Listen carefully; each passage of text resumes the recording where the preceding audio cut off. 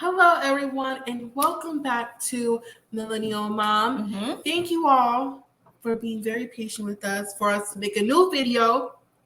We are finally here. We've been doing lives. Thank you for those who've been coming on the lives. If you would like to join us for the lives, we usually do it. Sometimes we do it on Thursdays, but now we moved it to Sundays, usually around 3 or 3:30. We'll probably do that around next week. 3:30 Pacific time, 6:30 Eastern time. So you're in any of those time zones. Hopefully you can join us. Yes, it's always fun. Call a little sip and chat. But today we are here to discuss the 1 month anniversary. And I'm not going to lie to you, Mom. It kind of is seeming like we got here pretty quick. We got here pretty quick, but it seems like it's been a long road to get here because the season's almost over, thankfully. Yeah, halfway there. I mean, I don't know. It just seems like year after year, it just tends to like drag a little bit more and more, especially if it feels like, in my opinion, like no real content. Now we're specifically looking for drama from individuals, not necessarily couples, you know? Are we looking for drama or are we just looking for something spicy to happen? Okay, we're looking for something spicy. I'll take that. Yes, not really drama because we had Chris and Alyssa. True. But now we have Olajuwon and Katina. Don't forget Lindsey. Lindsey is spicy all by herself. I'm not even going to count Lindsey. But let's go ahead and jump into this week's episode with their month anniversary till we get to the worst dinner party ever seen. All right. So it's, of course, again, the 1 month anniversary starts off with Katina trying to make breakfast with them eggs. It was just me with those eggs stuck to the pan. I'm like, see, that's how you know someone who can't really cook. Because you should have that pan well sprayed with Pam or some kind of oil or butter, but that's neither here or there. I'm here for her effort, okay? And then we see Mark and Lindsey in the bed with not the cats, but a cat. It's the one that like they shaved like a tiger or something, laying there chit-chatting. But one thing I noticed about Lindsey and Mark, they're always having conversation. Well, they always tend she's a talker. Yeah, she's a talker, but they always tend to start off seems like decent when they're talking, you know, in the beginning. But as the show progresses, something always pops off. So doesn't it seem like that to you? That's their MO. You know, it's that couple who always fight. Yeah, that's them. Like, you know, it's always going to be something. Right. And then we have Steve and Noi. I think it was kind of funny because they're in the kitchen and she's like, this is yours and this is yours. Clearly, Steve has a hard time with drinking all his drinks or his sports drinks. He has to drink some and put them in the refrigerator. And that's a pet peeve of Noi's. And then right. Looks like she has a few pet peeves. She has a list. Right. So then we see Michael and Jasmine. They get set to go out. I don't know where they're going, but they go out. Now we jump to the scene where Steve meets with his brother Jeff because he wants to talk to him about, you know, what's been going on, of course, and get some advice because his brother's been married for 10 years. And, you know, Steve is, you know, fly by the seat of his pants, clearly the last few years since he hasn't been working. And he just wants to get an update on his brother, from his brother to see maybe what he can change or what he can improve on with Noi because he really wants to make it work. I don't think, in my personal opinion, he can improve and change on anything because Noi has her expectations.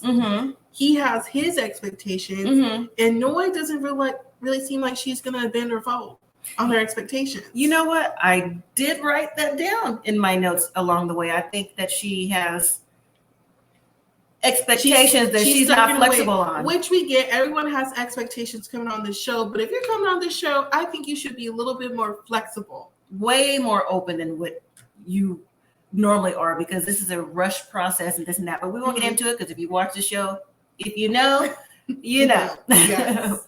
So while he's talking to his brother, you know, his brother brought up a good point. He's like, you know, when you have disagreements and arguments, because Steve had mentioned the Noodlegate thing, he goes, I'm so tired of hearing about Noodlegate. If you're trying to get past things, bring up the smallest things you can address first and work those out and go from there. And that way you can build upon that trust with each other. So if you do get to something like major, you'll be able to work it out, hopefully. But again, I don't know how Noi is with that because, again, you can leave off with some soggy noodles or whatever. That's how I feel about that. And then we see Noi meeting with her friend who she's known for a long time. And, you know, like they all do, they get together and talk this and that. And Noi is saying, I'm speeding up the conversation. Yes. The bottom line of the conversation is love is not enough. She wants Steve to have a job, and eventually she wants to have those hard conversations. But I thought they already tried to have the conversation, or am I wrong? Well, they had the conversation, yeah, but did they really establish something in the conversation, or were they just talking? I don't know. I think maybe it was brushed under the rug for now. They were just talking. Nothing was established. Like we just said, Noi has her expectations of what she wants. Mm-hmm. Steve has his. Steve seems like he's a little bit more flexible than Noi, which still surprises me. So I just don't even know with this couple. I know you said they weren't your front runners, but they were people you were liking. Well, but now it's the 1 month anniversary. I'm not too sure about them anymore. Well, it's week to week for me. It's still week to week, like I said, when the season started, because I'm just not trying to get invested in the show like before. Because see, that's how you get upset. That's how you have other issues. And I don't need no other issues right now. Yeah. But to me, if I'm being completely transparent, because I didn't make any predictions, and I'm not going to. But behind the scenes, I said to you, they were the front runners. They still kind of are. They're teetering, but it just depends on how Noi's gonna feel about Steve along the lines with his no job and maybe his finances he has saved up. So moving on to Mark, we see him in the car, and he's talking to confessionals, talking about his job told him, listen, you come back to work when you're done filming. Because apparently the job don't have time for that. They don't want that kind of publicity. Maybe they feel like he's not focused. Now, is he going to pay time off for this? He didn't say. They just said, when you done filming, then you come back. At least he has a job when he comes back, because some people fire him. Well, that's Mark's story. So we, if he's fired or not, I don't know, but they're not trying to be part of this franchise and filming and whatever comes along with that. Mm-hmm. So he goes home and he tells Lindsey about it, and Lindsey's like, oh, okay, well, I'd rather you take your time out to find a job that you like instead of trying to rush to get one. And Mark's like, no, I can't do that. I can't just be sitting around. She's like, well, what if we have kids and stuff like that? Mark's like, we're far from having kids.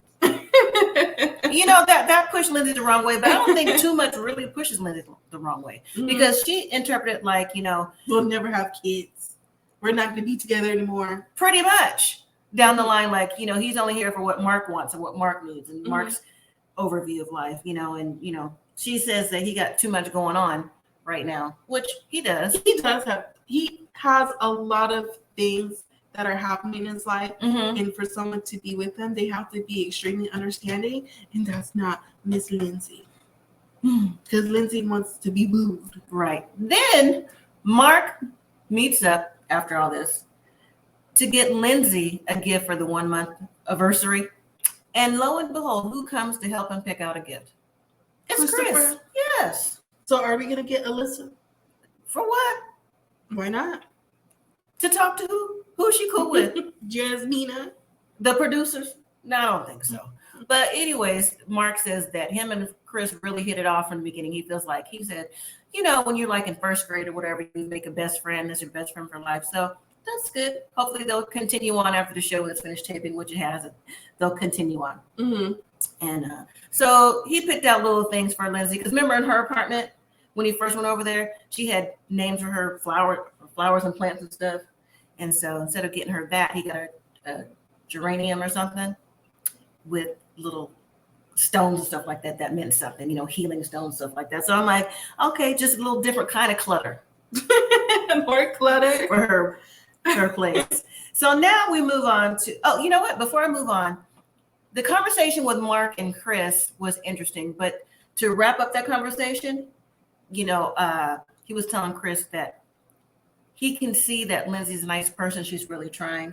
And maybe he has something to get past because Lindsey has a knee-jerk reaction to things, which is true. But he's not in love with Lindsey. I'm thinking, have you told this to Lindsey? I don't know if he has. I don't think he really wants to start that conversation. No, because that's going to cause her to go off the rail. Could you imagine? Yeah, I can. She's already gone off the rails for other things. But, hey, that's just me. Now, moving on from them, let's see. We have... Who is next on the list? Michael and... No, that's not true. We have Katina. Real quick scene with Katina.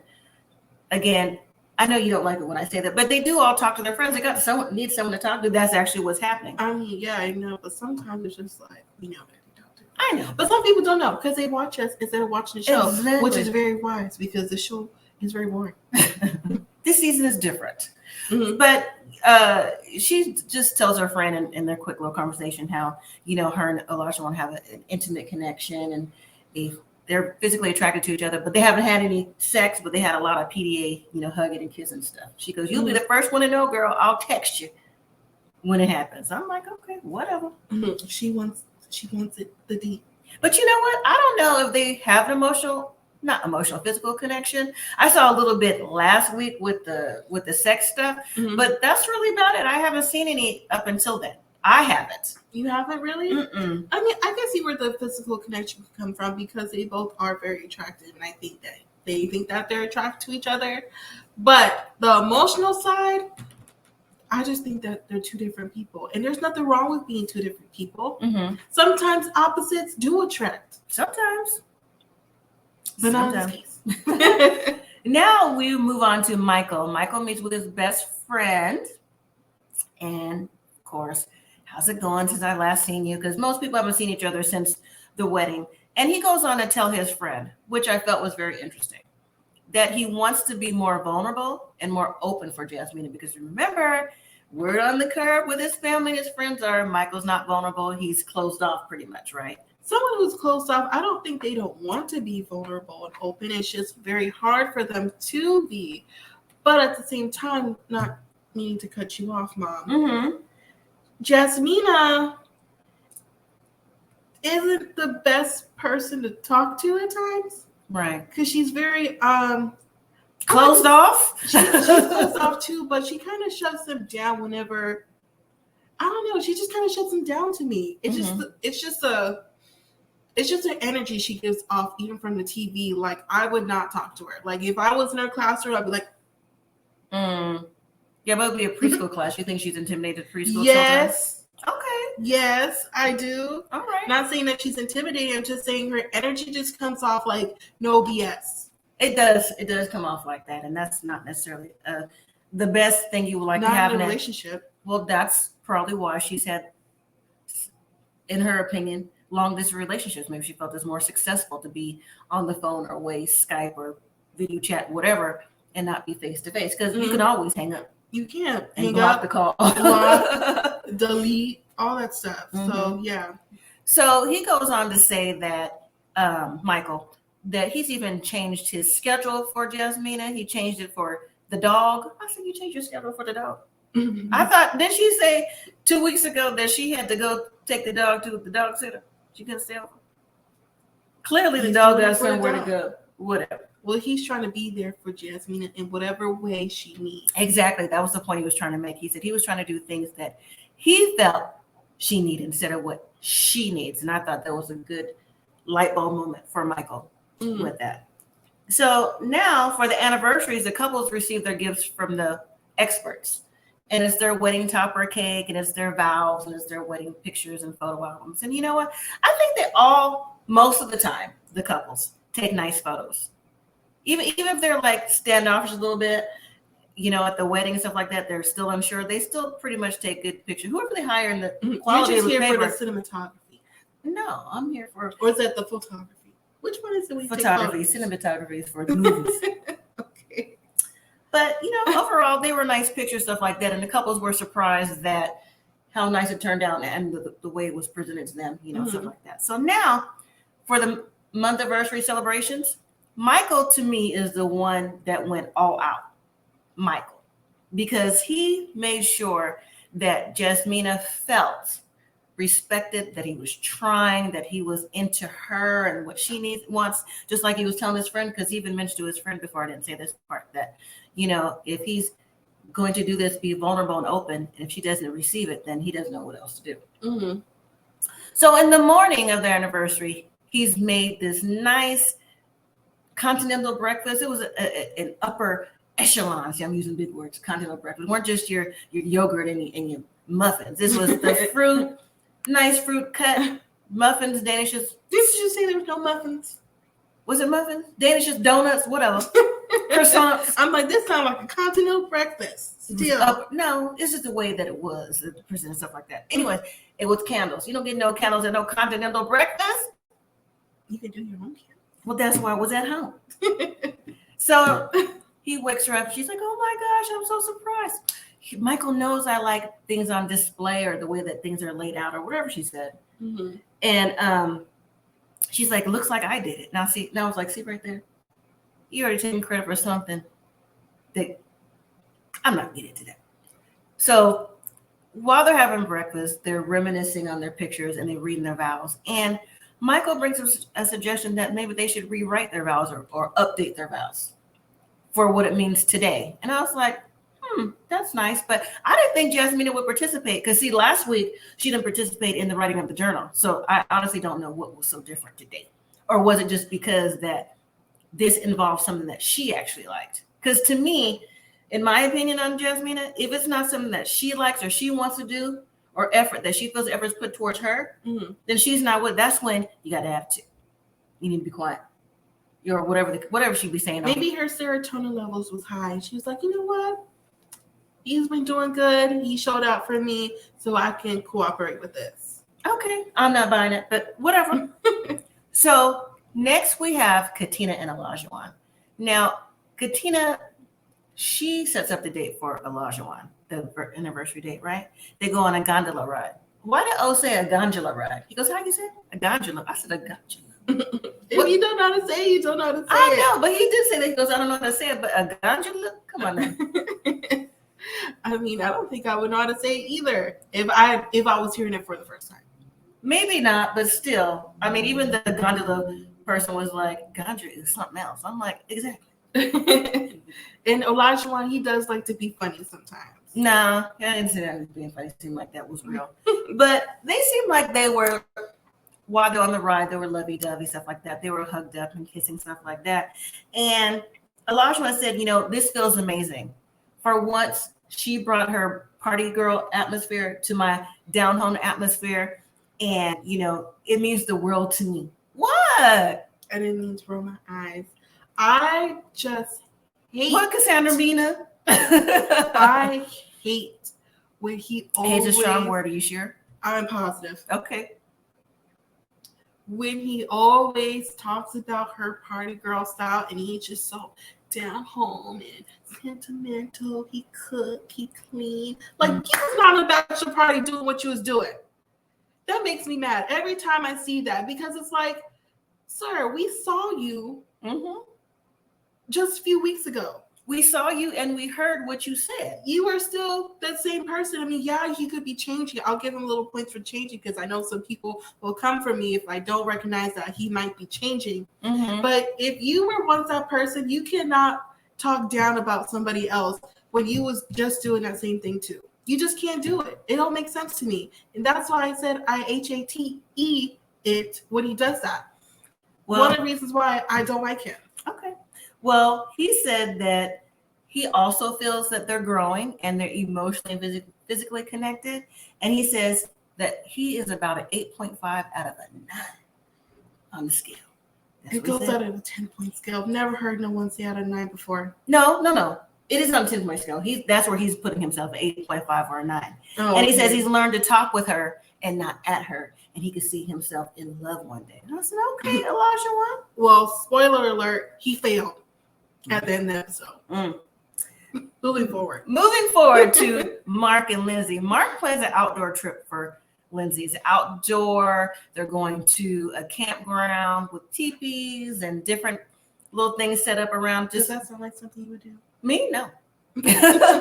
But I'm surprised that maybe like Steve didn't do this as an outdoor thing, but at the same time, Steve is still trying to please Noise. So you have to appeal to the person. Correct, but they did something else. But anyways, Mark said he's never been camping before. I believe it. So what? You set up the date. Even though if Lindsey is outdoorsy like Steve, you might want to know a little bit of what you're doing. I mean, because when they got there and they were trying to set up the wood for the fire, he wasn't doing a good job. So Lindsey ended up doing it, right? And I thought that was kind of cute. But it was set up nice. Mark really tried. He wanted to show Lindsey that he cares for her and that she's really appreciated because he knows the problems and the trouble they've been going through. So he was really trying to show her a good time that he's here, not for himself only, here for her as well. And I was like, okay, Mark picked up on the clues. He tried to read the room. He tried. He tried. Yeah, he did. So later in the evening, after their dinner of their pizza that failed, because it looked like it was little birds around the edges because they tried to do it on the outside fire, and you kind of need a pizza fire grill for outside, whatever you call it. I can't think of it right now. But they ate it because they was hungry. Right? But when they went outside the tent and everything, and they watched the wedding video back, Mark was emotional, and I was very surprised at that. I thought that was a nice gesture that he actually was feeling the wedding from the heart, but I also think he was also feeling the presence of maybe his mom and his grandma, maybe his dad, that wasn't there. Those same emotions being brought back up again. And again, he was telling Lindsey that he appreciates her and he wants to, let her know that he's there for her no matter what. And I was like, okay, no matter what, huh? Now, you wasn't just saying that, being devil's advocate with Chris of the thing. He was like, I don't know if I can get past these certain things. We'll see. Okay. What next week brings. Yep. Now we have Michael again, who has made a date in the evening time. And guess what? It's at the location of where they got married. And Jasmine's like, oh my gosh, I can't believe it's so cute. I mean, she's all with it. This is the first time I've seen Jasmina smile. Excited. Giddy. I'm not going to say excited because I don't believe her excitement is overall. I think it's one-sided excitement. Again, when it's something that she wants to do, not something that they want to do. Because I don't think they have that connection together as they want it to be. So she's really taken aback by that because it is romantic. And hey, Michael for the win. Michael did that. He did that. And you know what? They read their vows to each other. And part of her vows was like, I'm going to allow you to talk or something like that without interrupting. And I'm thinking, no, you're not. But what, tonight? Girl, you should have been doing it anyway. Maybe tonight. Yeah, but But at least she's recognizing her faults and wants to move forward. Yeah, and you know what? Say that Yes, and they both want to put the past in the past and go forward and rekindle the spark that they had on their wedding day. Did they have a spark on their wedding day? That's what they said. You know what? I think they kind of did because I was here for them. Just everything that happened made me forget. Okay. Now, Steve and Noi, for their day to start in the daytime, Steve made me laugh. He purchased a leopard print outfit for Sushi the dog and a leopard print shirt for Noi to wear. And he said his is coming in the mail. It's not here yet. But when it gets here, they're going to take family pictures in that cheat outfit. That's cute. Is it? Yes. Just because you want to do that with your pet doesn't mean... Well, I don't have a pet, but if I did, I don't know if I would match with my pet. You wouldn't take no family pictures with your pet? Put them on a Christmas card? Yeah, I don't know. If I had a pet, we would be taking birthday pictures on the Yeah. Yeah, I'm gonna make a pillowcase just for you. Oh, isn't that nice? Well, anyways, Noi thought it was cute, and I think that's up Noi's alley, anyways, since she has another personality that she goes. But I forgot what she said it was. I just only have her brother's name Sriracha in my head for some reason. But anyway, she gave Steve a instant Polaroid camera thingy. He's like, "Oh, you got the 20-inch." I'm like, "Okay, Noi, you listen to something that Steve wanted." So that was nice. He enjoyed it, and she enjoyed it too. So now we see them in the evening time. They have a dinner boat ride. I'm not gonna say a cruise. It was just them two, which is on a regular boat. Sushi spread, all kind of Asian delicacies out there that they both enjoy to eat and stuff like that. And so pause before you even continue on this. Did Steve set this up? Yes. This is how you know Steve got a little bit of cash, because I'm here to tell you the sushi spread like that, it's a lot of money. Yeah, and we're just like what 3 to 4 pieces out the store. I was out the store. I was supposed to say sashimi. Them spreads cost a lot of money. So Noi needs to shape it up a little bit. Like, it's okay, he don't have a job, but clearly he got cash. No. Noi's not thinking like that. Noi needs a 9 to 5.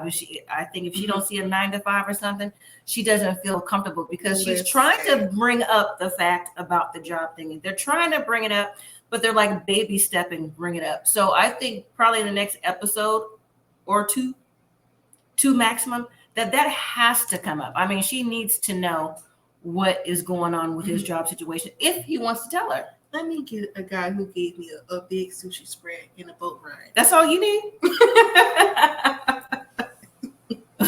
Moving on. Now the couples meet up together to discuss the 1-month anniversary, and everyone seems to be getting along. They're talking as usual, you know, with each other. Then they go around the table talking about where they feel they are in their relationships and what they could do better, or whatever the case may be. And of course, Mark and Lindsey are like, you know, well, we can work on the communication, stuff like that. And Steve was like, yeah, you know, I'm learning to step back and listen, and so on and so forth. And even Jasmine was like, you know, I can see myself, if we continue to progress as we are today, moving forward, to say yes for decision day. So, you know, like that. And then you can see, and then before I say that, and then Katina is saying how, you know, they're connecting with Olajuwon and stuff like that. And you can see Olajuwon just sitting there just like, and Michael's face was like, something's up. I noticed Michael's face. And then once they got to Olajuwon, because everybody had a little something to say, he was like, I don't know. I just really don't know. You know, I don't know if I'm here for a marriage or a friendship. I don't know what's real. Pretty much paraphrasing. And then he goes on to say, you want me to say it right now? You want me to get into it? I'll put it all on the table. And everybody's looking like, what are you talking about? I was like, put it on the table then. Even Katina, I was like, put it on the table. Because you know what? Here's my thing. If you bad or bold enough to put it on the table, to say it out loud, put it on the table. Because that reminded me of, if y'all seen the movie, Why Did I Get Married? Who is Walter? That was that scene right there with all the married couples. Because I was waiting on it to drop. You know? And apparently, whatever Olajuwon thought he found or thought he saw, he was just kept going on and on and on. And beating around the bush with it. And Katina was like, over, like, if you're going to say it, you know, just say it, or we can just say it in private. And, you know, Lindsey, of course, had to chime in and say it too. She was like, yeah, I know how you are, because that be's like me. I was like, girl, again, know the root. Did she have a little sippy sip or something? Doesn't matter. It don't matter. Well, Katina, after all Olajuwon's carrying on, was like, you know what? I'm ready to go. Girl, I don't blame you. I'd be ready to go too. Because if you don't want to say, you brought it up, you don't want to say, you should have never mentioned it till we got home. Yeah, and then it was mad uncomfortable for everyone. Everyone's looking around. Jasmina's face looks like she better than me. Because she looked like she was ready to go off. But then, you know what also tripped me? What? Is that when they got up to leave, and they were so cute, matching in their pink. He's gonna go like, right. She's like, don't worry about it. Like, sir, you were just about to throw me underneath the bus in front of everybody out here, and you want me to walk out with you, arm in arm? Like, no, are you crazy? No. Right. Is he crazy? She did call him Jekyll and Hyde. Well, there it is. Well, we don't know that for certain. We don't. But when they got back to the house, I'm sorry, I just took over your role. That's okay, go ahead. When they got back to the house, he was like, let me see your phone. She pulled out the phone. He over here swiping for him like, why do you have that? Oh, it's old. And he was like, you know, basically like she just giving excuses after excuse, because if I had that, how would you feel? If someone you know was married had that, how would you tell him? Would you be mad? Yeah. But my thing is, even like let's just say hypothetically. Well, not hypothetically. She did have it in her phone. Even if she was like, you know what, I do have this in my phone. You know, I'm sorry. I'm gonna delete it right now. Even if she said sorry, I still feel like he would carry on. Yeah, no, but here's the thing though, because he had to make his point valid. But what tripped me out of that whole conversation, because we would have been done. Like, I'm going to my own spot tonight because I can't be bothered with this because it was already escalated. She's like, can I speak? He said, yeah, you can speak now. Like, am I a puppy? Like, I can speak now. Like, what? He goes, well, she goes, but you're yelling at me too. He's like, well, you can speak now. That's when he said it. But how's she supposed to talk to you if you're yelling? And why would she want to speak now that you're done yelling? Like, what you mean I can speak? And if you're yelling at me, that means you weren't listening, because you have to listen to receive, right? Yeah. So like that's why I said, like, even if she did not apologize, receive to respond, he would have kept going at her that aggressive, because he was being very aggressive with how he was talking to her. pointing fingers in her face. Like, that's not okay. If you want to answer, talk to her regular. I'm like, okay, it's okay to be mad. Because we went on for somebody else who had a dating app on their phone before. Mm-hmm. It's okay to be mad. Right. About it. Except for the last person who had a dating app on their phone, which is last season. Actually using it. With Ryan. Mm-hmm. It was actually active using it. Now, we don't know if she was actively using it or not, but clearly she wasn't, because she handed her phone freely and she tried to explain. Now, listen, all you have to do was, if you talked to her calmer, maybe she could open the app for you and you could see that any last message was a long time ago, if the account is even active. And if it's not active, that means you haven't been on it. But then she kept rolling her eyes, so he was pretty much done with the conversation. Right. And then at the end, he was like, well, at the end, he made a point. But again, like I said in our live and any other video, point?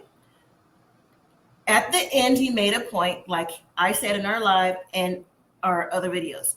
His points are lost based on the way he tries to get his message across.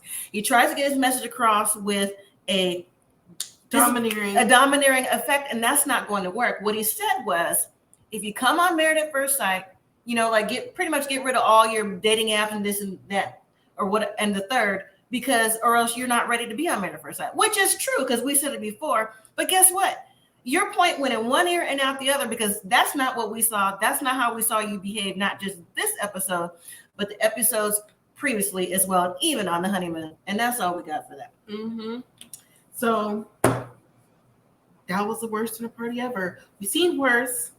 For this season so far, it's the worst. But it was just really not cool how he talked to her. Like we said, yeah, he could be mad. He has a right. But it's all about how you talk to people. And he weren't talking to her right. So I was with Katina. I would have cussed him out.